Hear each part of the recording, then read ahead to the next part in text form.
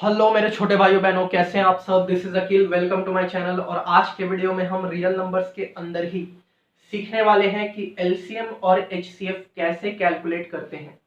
ठीक है, तो आज के वीडियो में हम सीखेंगे एलसीएम कैसे कैलकुलेट करते हैं बाय प्राइम फैक्टराइजेशन मेथड, और एचसीएफ भी हम सीखेंगे। जैसा कि आपने मेरे अगर पिछले वीडियोस को देखा है तो आपको पता ही होगा कि हमने एचसीएफ निकाला था by using Euclid's division algorithm. लेकिन हम यहाँ पे यूक्लिड्स डिवीजन एल्गोरिथम का यूज नहीं करेंगे, हम यहाँ पे प्राइम फैक्टराइजेशन मेथड से ही एचसीएफ भी निकालेंगे। ठीक है, तो हम देखेंगे कि कैसे हम कैलकुलेट करते हैं। तो सबसे पहले हम देख लेते हैं कि हमारा प्रॉब्लम क्या है। तो प्रॉब्लम दिया हुआ है find the LCM and HCF. HCF को हम जीसीडी या जीसीएफ भी कई बार कहते हैं, इसलिए मैंने यहाँ पे लिख लिया है ऑफ 84, 90 एंड 120। यानी कि 84, 90, 120 का एलसीएम भी निकालना है और एचसीएफ भी निकालना है। तो बारी बारी से हम एलसीएम और एचसीएफ निकालेंगे और देखेंगे इसका रियल मतलब क्या होता है। ठीक है, तो आइए चलिए बिना वक्त को जाया करते हुए हम शुरू करते हैं और सबसे पहले देखते हैं एलसीएम कैसे कैलकुलेट करेंगे। तो यहाँ पे हमारा है कैलकुलेशन ऑफ एलसीएम। तो हम सबसे पहले क्या करेंगे, बाय प्राइम फैक्टराइजेशन मेथड, जो मेथड हम यूज करने वाले हैं उसका नाम लिख लेंगे और यहाँ पे हम क्या करेंगे, कैलकुलेट करना स्टार्ट कर देंगे।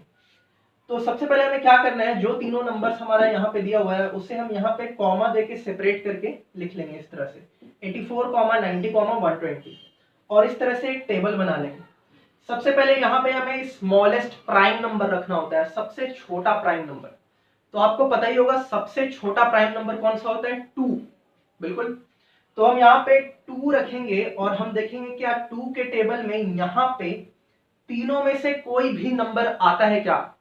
अगर तीनों नंबर आता है तब तो बहुत बेस्ट है, और 2 भी अगर 3 में से आता है तब भी चलेगा। और तीनों में से अगर कोई भी एक नंबर भी अगर 2 के टेबल में आता है तो हम यहाँ पे 2 लिखेंगे। ठीक है, तो जब हम यहाँ पे 2 लिखेंगे तो फिर हम चेक करेंगे कि 84 2 के टेबल में कितने टाइम्स में आता है। ठीक है, तो हम देख सकते हैं कि 8 हमारा 4 टाइम में आएगा और 4 हमारा 2 टाइम में आएगा। क्लियर है। उसके बाद 90 भी आता है 2 के टेबल में, क्योंकि 90 इज ऑल्सो इवन नंबर। तो 90 हमारा आ जाएगा 45 टाइम्स में। अगर आपको कैसे 45 टाइम्स में ये नहीं पता है तो आप डिवाइड भी कर सकते हैं, 90 डिवाइडेड बाई 2, तो आपका क्वोशिएंट 45 आ जाएगा। ठीक है, और आप डायरेक्टली भी डिवाइड कर सकते हैं, जैसे कि सबसे पहले हम 2 के टेबल में चेक करेंगे क्या 9 आता है। तो 9 नहीं आता है, तो उससे जस्ट छोटा कौन सा नंबर आता है, 8। 8 कितने टाइम में आता है, 4 टाइम में आता है। ठीक है, अब यहाँ पे 9 था और 8 आया तो कितना बचेगा, माइनस करने पे 9 था 8 आया, कितना बचेगा 1। और यहाँ पे है बगल में 0, तो 1 और 0 को मिलाएंगे तो क्या होगा 10। तो 10 कितने टाइम्स में आएगा, 5 टाइम्स। ठीक है, तो ये हो जाएगा 45। अगर आपको नहीं समझ में आया तो वीडियो को एक बार रिवाइंड करके आप देख सकते हैं। और हमारा 120 इसी तरह से आ जाएगा 60 टाइम्स में, क्योंकि 12 आएगा 6 टाइम में और 0 को हम एज इट इज लिख देंगे। ठीक है, इसके बाद हम क्या करेंगे, अगेन हम देखेंगे क्या 2 के टेबल में तीनों में से कोई भी नंबर आता है क्या। तो बिल्कुल 42 आता है हमारा 21 टाइम में। 45 नहीं आता है, तो जो नंबर नहीं आता है उसको हम एज इट इज उतार लेंगे, लिख लेंगे। ठीक है, उसके बाद 60 हमारा आता है 30 टाइम में। उसके बाद अगेन हम चेक करेंगे 2 के टेबल में तीनों में से कोई नंबर आता है क्या, बिल्कुल 30 हमारा आता है। ठीक है, तो 2 के टेबल में 21 नहीं आता है तो हम उसे एज इट इज लिख लेंगे, 45 हम एज इट इज लिख लेंगे और 30 हमारा 15 टाइम में आ जाएगा। ठीक है, उसके बाद फिर हम देखेंगे क्या 2 के टेबल में अभी भी हमारा कोई नंबर आ रहा है क्या, बिल्कुल 2 के टेबल में अब कोई नंबर हमारा नहीं आएगा। तो जब 2 के टेबल में कोई नंबर नहीं आएगा तो फिर हम इससे जस्ट बड़ा, यानी कि इससे बड़े वाले प्राइम नंबर से चेक करेंगे, यानी कि 3 से चेक करेंगे। तो 3 के टेबल में हमारा 21 आ जाएगा 7 टाइम में, 45 आ जाएगा 15 टाइम में और 15 आ जाएगा 5 टाइम में। उसके बाद अगेन हम 3 से ही चेक करेंगे कि 3 के टेबल में कोई नंबर आ रहा है क्या हमारा। तो बिल्कुल यहाँ पे 15 आएगा हमारा। ठीक है, तो 7 नहीं आएगा तो हम उसे एज इट इज लिख लेंगे, 15 आएगा 5 टाइम में और 5 नहीं आएगा तो हम उसे एज इट इज लिख लेंगे। उसके बाद अगर हम देख सकते हैं कि हमारा 3 के टेबल में कोई नंबर नहीं आएगा तो उससे बड़ा प्राइम नंबर के पास चलेंगे, यानी कि 5 के पास। तो 5 के टेबल में हमारे ये दोनों आ जाएगा 1 टाइम में और 7 नहीं आएगा, हम उसे एज इट इज लिख लेंगे। और लास्ट हम उससे बड़ा, यानी कि 5 से बड़ा प्राइम नंबर कौन सा होता है, 7। तो 7 के टेबल में ऑफ कोर्स 7 आएगा 1 टाइम में और पहले से जो 1 था हम उसे लिख लेंगे। ठीक है, तो यहाँ पे जब हमारा 1 1 1 आ जाएगा उसके बाद हमें क्या कर देना है, हमें स्टॉप कर देना है, उसके बाद हमें कुछ भी नहीं करना है, यानी कि हमारा प्राइम फैक्टराइजेशन सारा का सारा कंप्लीट हो चुका है। इसके बाद हमें क्या करना है कि जो भी हमारा था हम सबसे पहले लिख लेंगे LCM of 84, 90 and 120 equals to, तो जो भी हमारा प्राइम फैक्टर्स आया है यानी कि यहाँ पे जो भी हमारा नंबर्स आया है हम सारे के सारे नंबर्स को मल्टीप्लाई के फॉर्म में इस तरह से लिख लेंगे, ठीक है, इनटू के फॉर्म में सारे नंबर्स को लिख लेंगे। उसके बाद आप चाहे तो कैसे भी मल्टीप्लाई कर सकते हैं, बट मैं एक इजी तरीका बताता हूँ आपको कि जब भी ज्यादा नंबर्स होंगे इस तरह से बहुत सारे नंबर्स, तो हम दो दो का पेयर बना के मल्टीप्लाई करेंगे तो उससे बेहतर होगा और इजी कैलकुलेशन होगा। तो सबसे पहले हम इन दोनों 2 का पेयर बना लेंगे और इन दोनों 2 और 3 का पेयर बना लेंगे, 3 और 5 का पेयर बना लेंगे और 7 हमारा अलोन बच जा रहा है तो उसको हम ऐसे ही छोड़ देंगे, ठीक है। तो हमें पता है कि 2 इंटू 2 4 हो जाएगा हमारा, 2 इंटू 3 6 हो जाएगा, 3 इंटू 5 15 हो जाएगा और जो 7 बचा था उसे हम लिख लेंगे, ठीक है।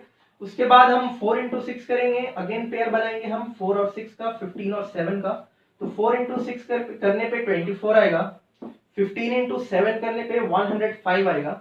जब हम इन दोनों को मल्टीप्लाई करेंगे तो हमारा 25 20 आएगा, यानी कि इन तीनों नंबर्स का हमारा एलसीएम क्या है 25 20 2520। ऑलराइट, तो आइए अब हम समझते हैं कि इसका रियल मतलब क्या है, यानी कि 84, 90 और 120 का एलसीएम यानी कि लोएस्ट कॉमन मल्टीपल हमारा 25 20 आया, इसका मतलब क्या होता है, ठीक है। तो हम यहाँ पे देख सकते हैं इसका मतलब क्या है, lowest common multiple is 25 20, it means that 25 20 is the smallest number which comes in table of 84, 90 and 120, यानी कि 25 20 हमारा सबसे छोटा नंबर है जो 84 के टेबल में भी आता है, 90 के टेबल में भी आता है और 120 के टेबल में भी आता है, ठीक है।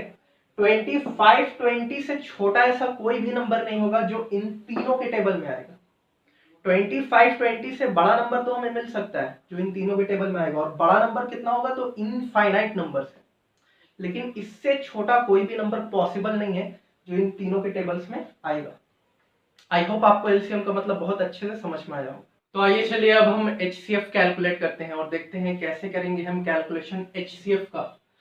तो बाय प्राइम फैक्टराइजेशन मेथड हम सेम मेथड यहाँ पे यूज करने वाले हैं, लेकिन जैसा कि हमने एलसीएम के केस में देखा था कि हमने एक ही टेबल में तीनों नंबर्स के लिए हमने सॉल्व किया था, बट यहाँ पे हम एचसीएफ में क्या करेंगे, हम 84 के लिए एक अलग टेबल बनाएंगे, 90 के लिए एक अलग टेबल बनाएंगे और 120 के लिए एक अलग टेबल बनाएंगे, यानी कि तीनों के लिए टेबल सेपरेटली बनाएंगे। ऑलराइट, इसके बाद हमें क्या करना है, बहुत ही सिंपल है।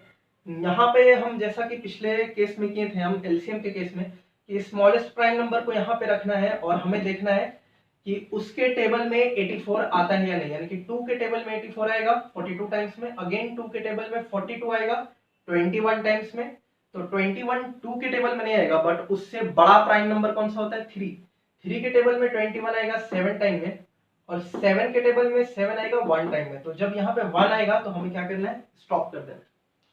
इसी तरह से बिल्कुल सेम 90 के लिए हम करेंगे, तो 90 हमारा इवन नंबर है तो 2 के टेबल में आएगा 45 टाइम्स में, 45 हमारा ऑड नंबर है तो ये 3 के टेबल में आएगा 15 टाइम्स में, 15 हमारा अगेन एक ऑड नंबर है तो ये हमारा 3 के टेबल में आएगा 5 टाइम्स में, और 5 हमें पता है कि 5 के ही टेबल में आएगा 1 टाइम में, तो अगेन 1 हमारा आ जाएगा तो हम यहाँ पे स्टॉप कर देंगे। और लास्ट में हमारा 120 है तो 120 एक इवन नंबर है तो ये 2 के टेबल में 60 टाइम्स में आएगा, 60 भी इवन नंबर है, 2 के टेबल में 30 टाइम्स में आएगा और 32 के टेबल में 15 टाइम में आएगा, और 15 3 के टेबल में 5 टाइम में आएगा और 5 के टेबल में 1 टाइम में आएगा, और जब हमारा 1 आ जाएगा तो हम यहाँ पे स्टॉप कर देंगे, ठीक है, जैसा कि हमने हर केस में किया है। इसके बाद हम देखते हैं बहुत ध्यान से कि हमें क्या करना है। तो यहाँ पे हमें क्या करना है, सबसे पहले हम लिख लेंगे हमारे फर्स्ट नंबर यानी 84 के लिए, तो हम यहाँ पे लिखेंगे prime factors of 84 equals to, यहाँ पे हमारा जितना भी नंबर्स आया है 84 का प्राइम फैक्टर्स वो सब हम यहाँ पे लिख लेंगे इनटू के फॉर्म में, यानी कि 2 इंटू 2 इंटू 3 इंटू 7। इसी तरह से हम 90 के लिए लिख लेंगे prime factors of 90 equals to 2 into 3 into 3 into 5, ठीक है, यहाँ से। और लास्ट प्राइम फैक्टर्स ऑफ 120 के लिए भी हम लिख लेंगे, जो कि हमारा है 2 इंटू 2 इंटू 2 इंटू 3 इंटू 5। तो सारा प्राइम फैक्टर्स लिखने के बाद हमें क्या करना है, हमें सबसे पहले देखना है यहाँ पे कि कौन सा ऐसा नंबर है जो तीनों के प्राइम फैक्टर्स में कॉमन है, तीनों के प्राइम फैक्टर्स में वो नंबर प्रेजेंट है। ठीक है, तो हम यहाँ पे देख सकते हैं कि हमारा एक 2 यहाँ पे है और 2 यहाँ पे भी है और 2 यहाँ पे भी है, तो हम तीनों 2 को सर्कल कर देंगे। ठीक है, और इस तरह से ज्वाइन आप चाहो तो कर भी सकते हो, वरना नहीं भी कर सकते हो। सेकेंड में अगर हम और 2 देखना चाहे तो 2 हमारा यहाँ पे आ रहा है और 2 हमारा लास्ट में यहाँ पे आ रहा है। बीच में हमने अगर देखें 90 के प्राइम फैक्टर्स में हमारा कोई भी 2 नहीं है, तो इसलिए हम 2 को सर्कल नहीं कर सकते। वो हमारा तीनों नंबर्स के प्राइम फैक्टर्स में प्रेजेंट होना चाहिए, तभी हम उसे सर्कल कर सकते हैं, otherwise it is not possible to circle. ठीक है, तो हम यहाँ पे देख सकते हैं हमारा 3 यहाँ पे भी प्रेजेंट है, यहाँ पे भी प्रेजेंट है और यहाँ पे भी प्रेजेंट है। तो 3 तीनों जगह पे प्रेजेंट है, इसलिए हमारा 3 भी कॉमन है, तो हम 3 को सर्कल कर लेंगे। ठीक है, और 7 हमारा सिर्फ यहाँ पे प्रेजेंट है, तो हम इसे सर्कल नहीं कर सकते। इसी तरह से हमारा अगर ये 3 का बात करें, दूसरा वाला 3, तो ये सिर्फ यहाँ पे प्रेजेंट है, ना ही 3 यहाँ पे दूसरा 3 प्रेजेंट है, ना ही दूसरा 3 यहाँ पे प्रेजेंट, तो इसे हम सर्कल नहीं कर सकते। इसी तरह से 5 के लिए भी 5 हमारा इन दोनों के प्राइम फैक्टर्स में है, बट 84 के प्राइम फैक्टर में 5 नहीं आता है। ऑलराइट, तो इससे आपको ये समझ में आ गया होगा कि प्राइम फैक्टर्स जो हमें सर्कल यहाँ पे करना है वो तीनों में ही प्रेजेंट होना चाहिए। इट इज कंपल्सरी और necessary we can say. Alright, तो इससे हम आगे बढ़ते हैं। हम क्या करना है इसके बाद, बहुत ज्यादा ही इजी है।